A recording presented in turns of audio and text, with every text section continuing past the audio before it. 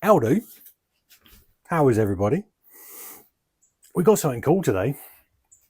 Today, we have got this really cool wine red 77 Les Paul custom in from the lovely man that is Andy Dove. Check out his Instagram, all the links and everything are below. Lovely chap, incredibly good guitar player as well. Annoyingly so, that kind of person. This is cool though, it's got the volute and everything. But we're going to piss off some purists. And I genuinely don't care. This thing has got 0 frets left on it. They are Kit Kat wrappers. They would have been skinny from the factory anyway, and I'm pretty sure it's been leveled a couple of times because there is nothing left. Now, Andy is very much a lead player, lots of big bends, lots of vibrato, all that kind of stuff, and he's saying he's not jiving with the instrument anymore. He's dragging his fingers on the board, all that kind of stuff. So 2 ways around it. You either crank the action up so you can get your fingers under the strings, or we stick some new frets in it. So we're going to go with new frets. And this is where we're going to piss the purists off, because we're sacking off the nibs and we're putting stainless steel in it. And we're going to put a brass nut in it. I can't remember which one of his guitar heroes has a brass nut on his, but he wants to try it on this, and if he likes it, they're slowly going to get introduced to his main gigging roster. This is cool.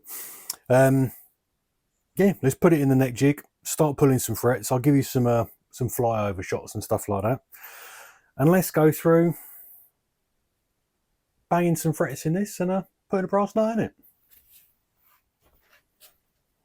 Right, we're all hooked up in the neck jig. It was given to me by Dan Earlywine, which was very nice of him. He did say, I am the new future of guitar repair. No, he didn't. But he is a very nice man. And if you're not already, go and join the Loose group, and you get to listen to interviews with him and have a chat to him every so often. With that, I like to wet the fret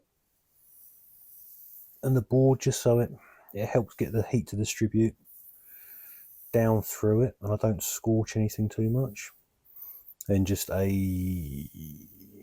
quite a chunky soldering iron with a groove cutting the end of it, so it rides along the fret.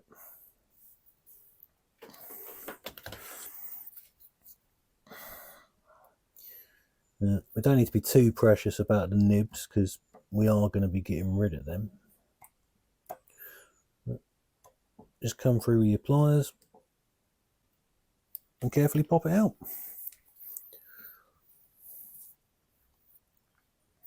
I'm just inspecting the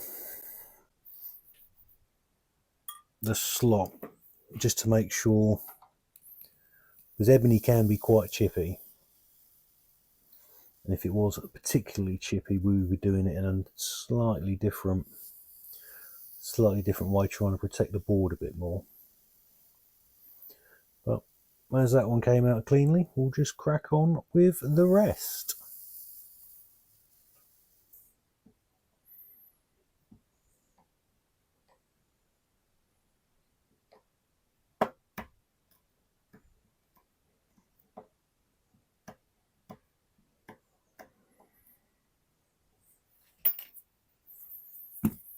See what I mean about them having absolutely no fret?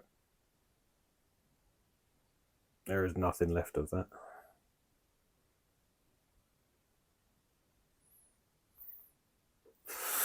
Right, let's get on with the rest.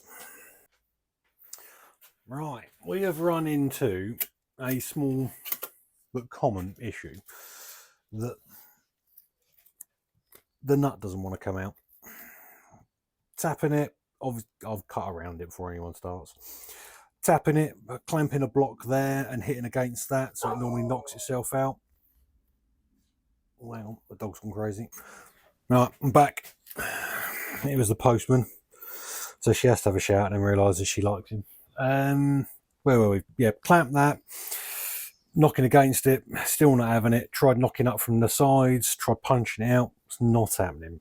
So we get to do my least favourite method of nut removal. And we've got to cut through it,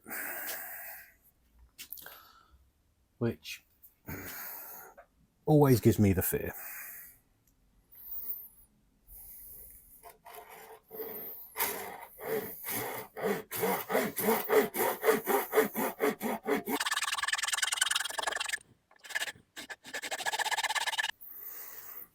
Right, cut through to about 1 mil before the bottom.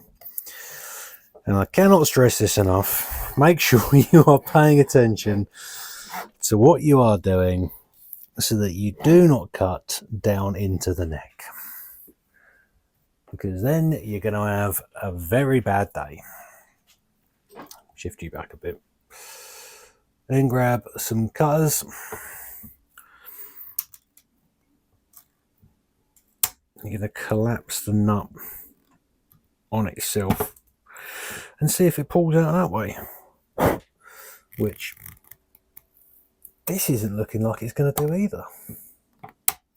Oh, great.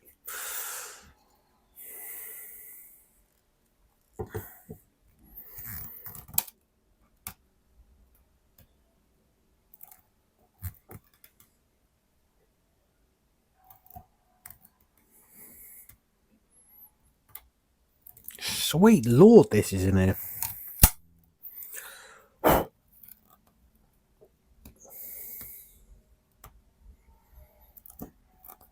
There we go.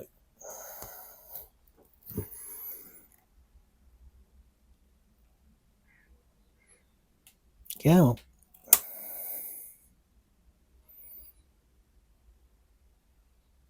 Come on. Here we go. We've got it enough now. There we go.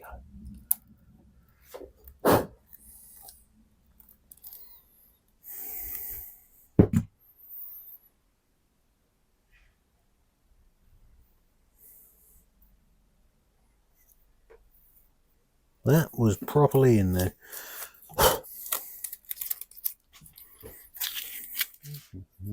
Let's use the right scale for a start. Here we go.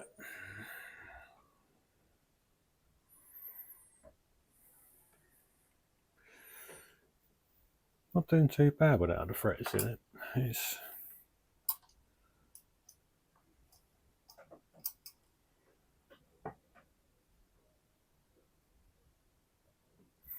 not bad. What have we got left on the truss rod?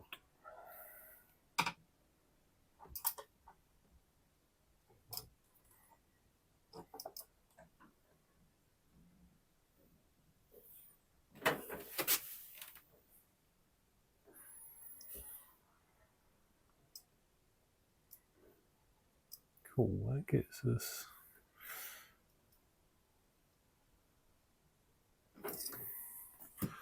What I'm doing is just seeing what the truss rods got in it.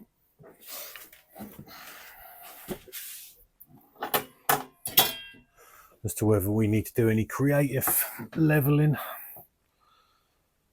or whatnot.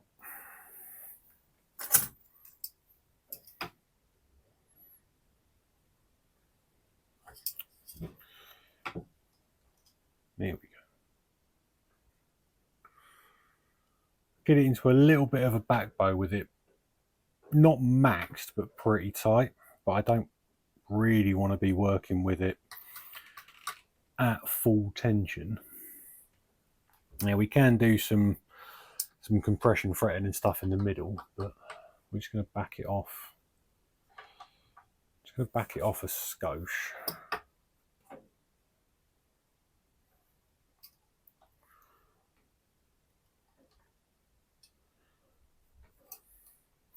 There's a lot of fall away at the last fret. It's probably like a good 2 mil difference across the end, even with the neck dead flat. But that's not a bad thing. That's not a bad thing. We can live with that.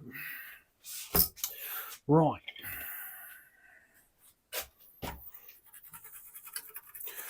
Throw some marks on there.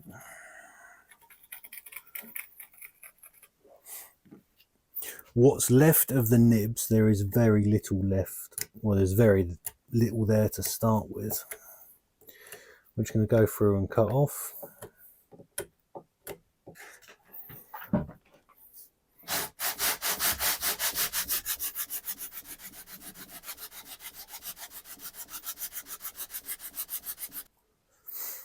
Oh, there is many little twisties and stuff in this neck. Oh, that's a high spot. There's a high spot. There's a high spot.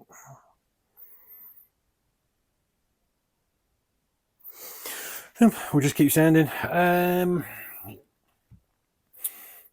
If you can sand from the headstock end when you're doing this, it makes your life a bit easier, in my humble opinion.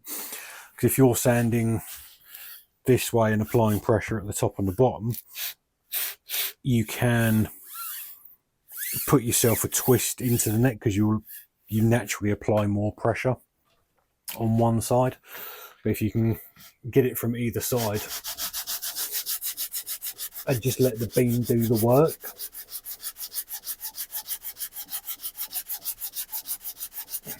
gets it done quicker, and you put less of a twist in and stuff like that.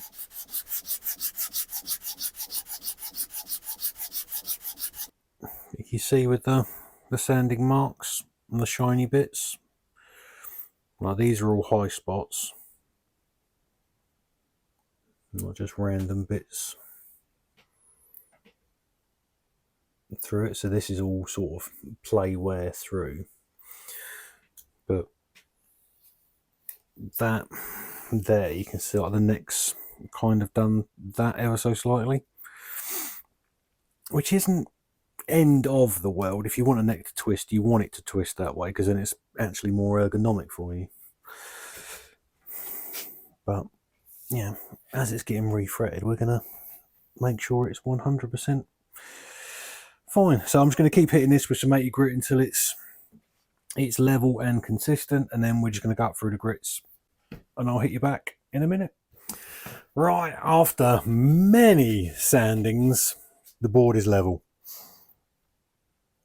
And that little twisty little whoop is out of it.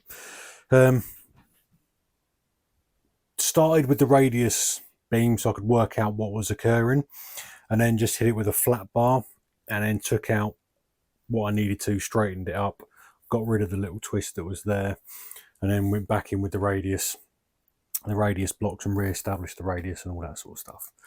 Because that was all kind of screwy as well. Oh, hello. But now we are going to go through and just recut all the slots. You can do this with all the little fret slotting tools and saws you can buy. But I'm going to be honest, I've never been a fan of any of them. They sort of chatter and jump about, and there's a load of things you can do to sort of try and stop it. But yeah, I'm not a fan. What I prefer to use is a Dremel with a 0.6 bit in it. And years ago, I made my own base before I bought one of the metal ones. But I prefer this for working on the fingerboards. It's made out of cutting board materials, or whatever that plastic is, and it's wider, so I can hold on to it a bit easier, stuff like that. With this, you don't want to just jam it in and drag it across, because you'll snap the bit. You kind of have to rock it backwards and forwards and just take little shallow passes to start with, and just like nibble away at everything, and then you can put it down to its full depth and start pulling it around. I don't know how I'm going to film this, but yeah, that's basically what's going on. I'll probably only film the one because I don't think you're really going to be able to see much.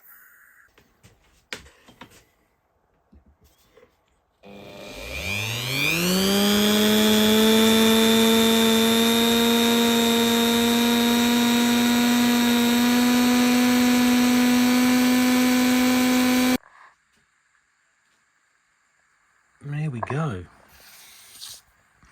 Just going to go through and put like a little, just break that line with a little file. Nothing too major. Top tip though, when doing any Dremel work, put a piece of tape around the end and it acts as a little fan and just blows all the dust away. That makes life very much easier. Right, next thing to do, we need to cut a little notch out of the fret to sit over the binding, because we've sacked off the nibs. So with stainless,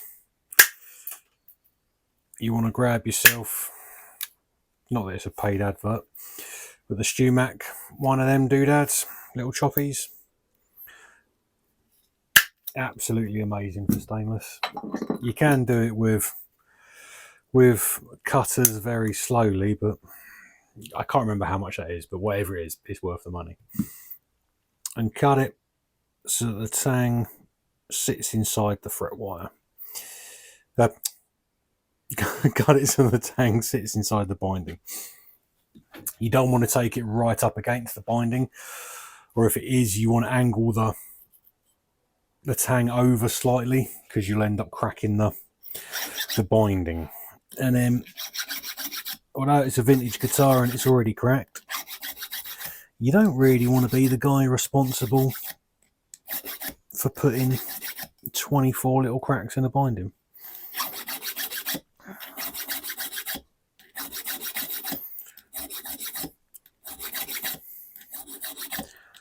File off the little overhang that's left. Throw one of the frets on the floor, because, you know, that's the handy place to leave it. And we're going to pop that in there. What we are going to need first is a bit of CA glue. What this is for is to, I like to stick a little bit just under the lip over the binding as well, which is to fill out the bottom of the fret slot and just make sure everything's where it should be, everything's filled, and it stops any wolf notes and stuff like that, as well as holding the fret in place. But there is more of a method to my madness.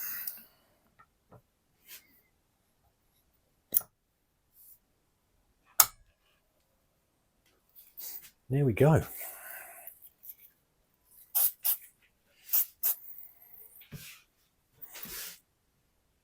Repeat many times. Right in. Frets are in. Now, very carefully,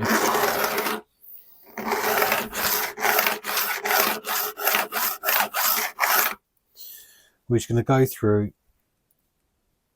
I've got quite a coarse file, so you do need to be very, very careful when you're doing this, that you're not going to scuff something or bounce it up and onto the top of the frets.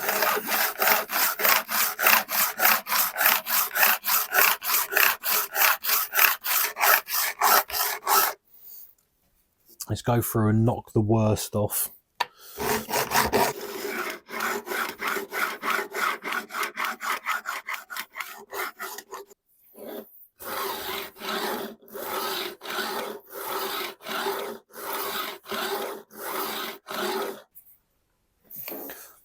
Right, end beveled. Interestingly, oddly, when you look at it, didn't notice it when I was sanding, but these two here, now, get you an overhead shot, that whole section there dips in, which you can't really see till you put a straight edge on it, and then you're like, oh, that whole section dips, but it's from the factory, because it's still got the finish on it. Like sometimes you get it on fenders where they wear out and stuff like that. Yeah, you get it on old Les Pauls as well. Like you'll get a worn section, but it's actually from the factory. Yeah, let's get on with the next bit. I'm just going to round the fret ends.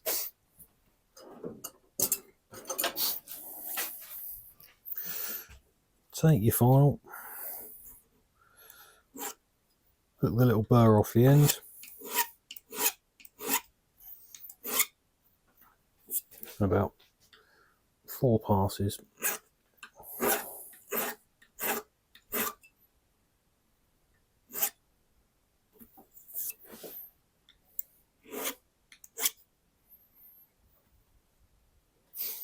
Should be all good. Can I get you a better angle than that?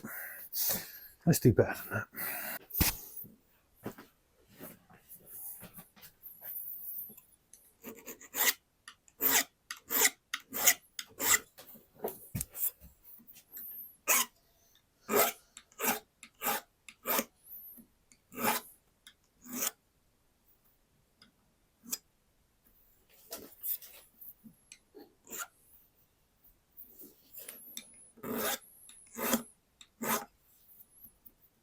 Nice.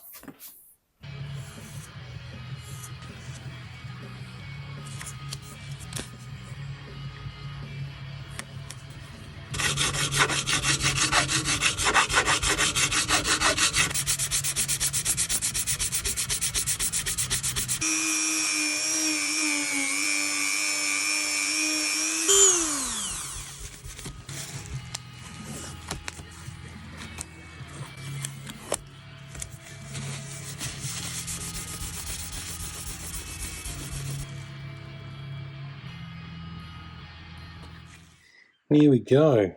Fret work done. Ooh, look at them shinies. Right then. Let's start making a brass nut.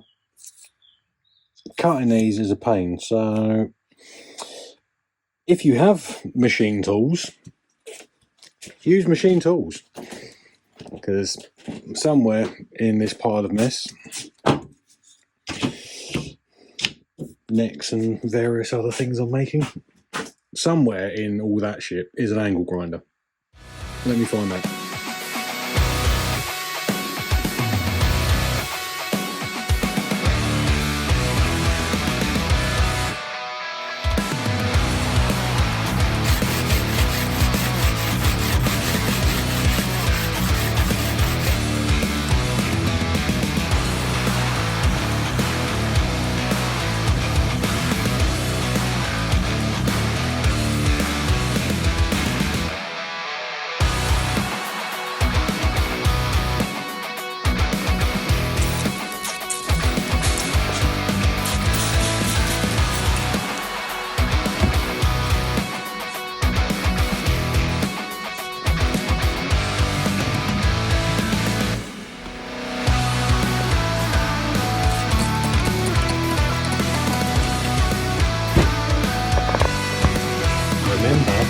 Brass will get very, very hot when you cut it with that.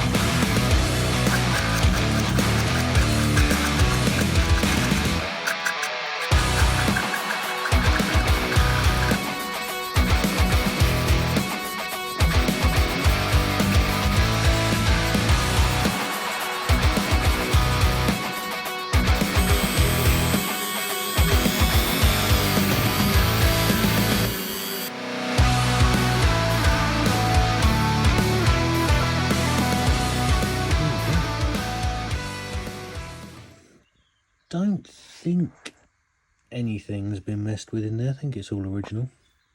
That's not the cleanest of solder joints. So I don't know if that's been messed with. Everything else looks like it's never been touched. It's got the cool 70s shielding cap as well. So I'll pull that back out, shoot some cleaner in it, and start setting it up. Right then. Done. Super happy with how this has come out. Stick a little flyover shot in now. Yeah. Nothing overly exciting to report or like, you know, troublesome. The bridge has been notched in weird places. It's not where I'd put it, but you know, they are well established notches now, so that's where it's staying. Sounds cool. Hopefully we're going to end with being at the Noisy Hammer shop and Mr. Dove playing it, which would be nice. Otherwise, the video stops here. Keep watching and find out.